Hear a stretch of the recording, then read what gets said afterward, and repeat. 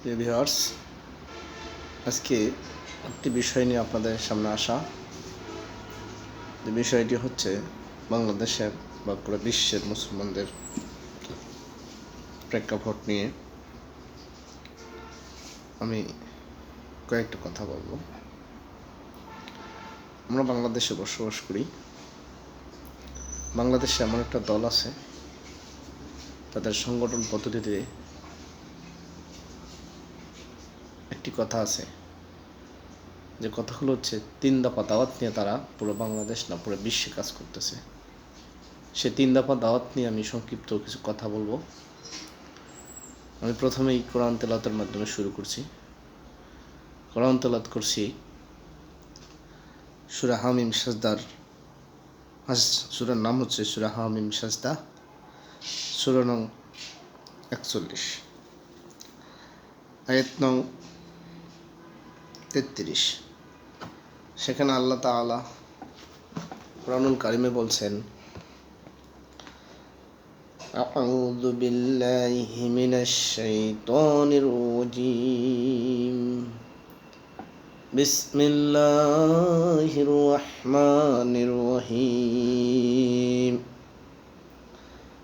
ওয়ামান আহসানু কাওলাম মিম্মান দাআ ইলাল্লাহি ওয়া আমিলাস সালিহান وعامل صالحا وقال إنني من المسلمين। এর বাংলার অর্থ হচ্ছে, ওই ব্যক্তির কথার চেয়ে আর কার কথা বেশি ভালো হতে পারে যে আল্লাহর দিকে ডাকলো, নেক আমল করলো এবং বলল নিশ্চয় আমি মুসলিম। সাদাকাল্লাহুল মাওলানাল আযীম ওয়া সাদাকা রাসূলুল কারীম। প্রিয় দেশবাসী, এখানে যে কথাটা বললো, যারা আমার ওমান আহসানু কাওলান মিম্মান দাআ ইলাল্লাহ, তার কথার চেয়ে কার কথা উত্তম হতে পারে যে আল্লাহর দিকে ডাকলো এবং নিজে নেক আমল, আল্লাহর দিকে ডাকলো এবং নেক আমল করলো এবং নিজেকে ঘোষণা দিল যে আমি মুসলিম। তাই এমন একটি দল আছে বাংলাদেশে 3 দফা দাওয়াত নিয়ে কাজ করে। 3 দফা দাওয়াতের মাধ্যমে যে কথাগুলো আসছে, যে আল্লাহর দাসত্ব, রাসূল সাল্লাল্লাহু আলাইহি ওয়াসাল্লামের আনুগত্য। 2 নম্বর হচ্ছে কথা ও কাজে গরমিল পরিহার করিয়ে খাঁটি মুসলিম হওয়ার আহ্বান।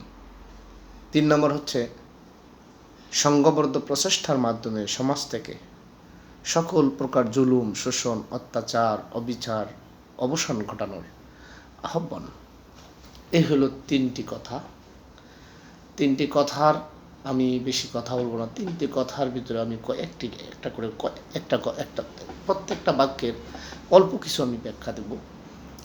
যে আল্লাহর দাসত্ব, রাসূল সাল্লাল্লাহু আলাইহি ওয়াসাল্লামের আনুগত্য, বাংলাদেশে আমি প্রত্যেকটা মানুষকে যে জিগাই যে আল্লাহর দাসত্ব, রাসূল সাল্লাল্লাহু আলাইহি ওয়াসাল্লামের আনুগত্যকে অস্বীকার করেন না, কোনোভাবে না। সে আল্লাহর দাসত্ব করতে স্বীকার এবং আল্লাহ রাসূল সাল্লাল্লাহু আলাইহি ওয়াসাল্লামের আনুগত্য করবে, সে এটাই বলবে যে আমরা রাসূলকে অস্বীকার করব না, আল্লাহকে অস্বীকার করব না, এটা তারা বলে।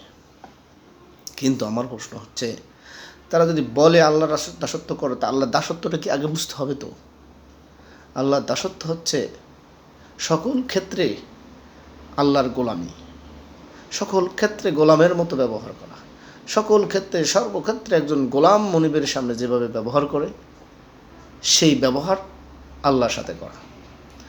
আর রাসূল সাল্লাল্লাহু আলাইহি ওয়াসাল্লাম আনুগত্য বলছে, আনুগত্যটা এমনভাবে আনুগত্য করে জামিয়ানা ও আতানা। আল্লাহ রাসূল সাল্লাল্লাহু আলাইহি ওয়াসাল্লামের যেই কথাগুলো আমরা শুনবো সেগুলো আমল করব।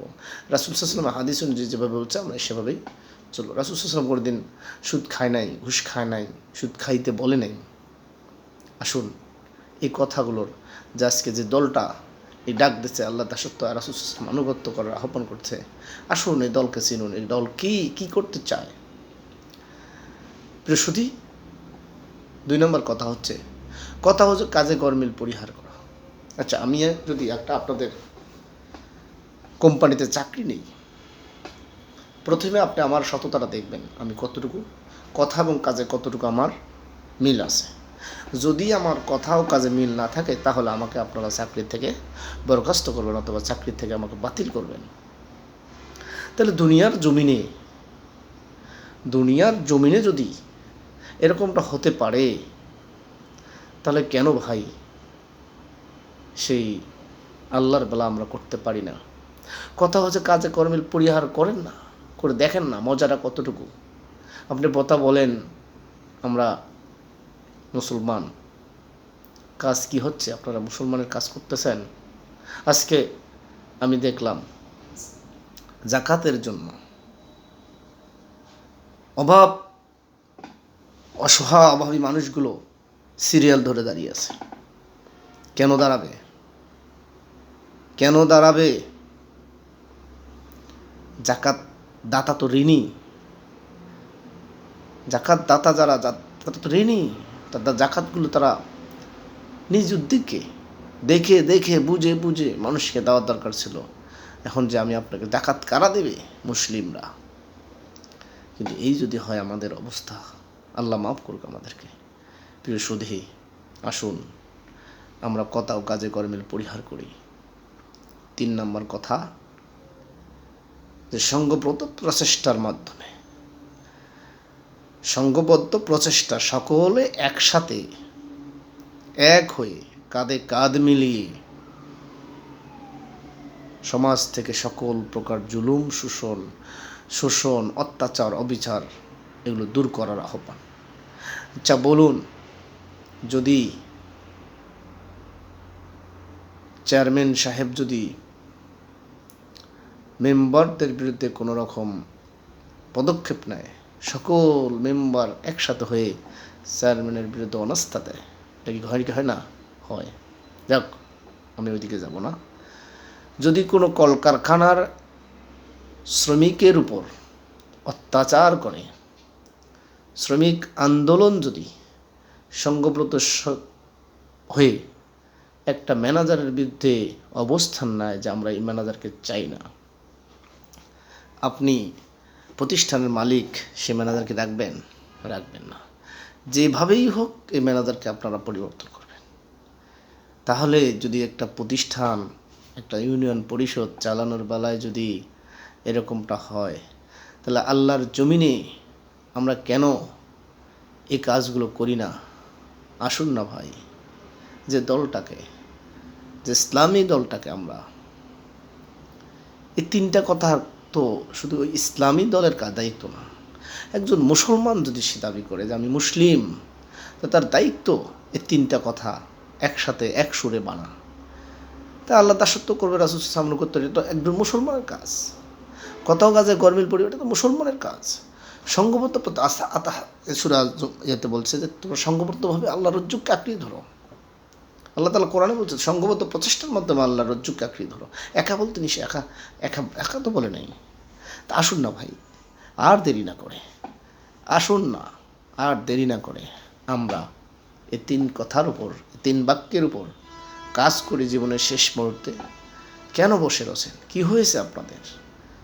আসুন, আমি আপনাদেরকে সকলকে আহ্বান করব যে আল্লাহ তাআলা যেন আমাদেরকে এই 3 বাক্যের, এই 3 দফা দাওয়াতের উপর কাজ করে জীবনের শেষ মুহূর্তে 3 দফা দাওয়াতের কাজ করে আমরা যেন কবরে যেতে পারি এবং আল্লাহ তাআলা যেন আমাদের পরকালে সুখময় করেন, এই আশা ব্যক্ত করে আমি আপনাদের সকলকে আমি আহ্বান করব।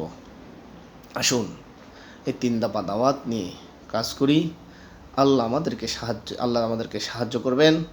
আল্লাহ তাআলা কোরআনেই বলছেন, হে রাসূল, আমি আপনার উপর এমন একটা নাজিল করেছি যা মানুষকে ছড়িয়ে দাও, মানুষের কাছে পৌঁছে দাও, যাতে এই কাজ করলে, যদি কাজ না করেন তাহলে আপনার উপর রিসালাতের দায়িত্ব কম পালন করছেন বা দায়িত্ব। এরপরের আয়াতে আছে, এরপরের কথা আছে যে কাফেররা আপনাদের বিরুদ্ধে যুদ্ধ করে জয়ী হতে পারবে না, মুসলিমরাই জয়ী হবে ইনশাআল্লাহ। আল্লাহ তাআলা আমাদেরকে সকলকে এই 3 দফা দাওয়াতের কাজ করার তৌফিক দান করুক। আসসালামু আলাইকুম ওয়া রাহমাতুল্লাহি ওয়া বারাকাতুহু। ওয়া তাওফিক ইল্লা বিল্লাহ।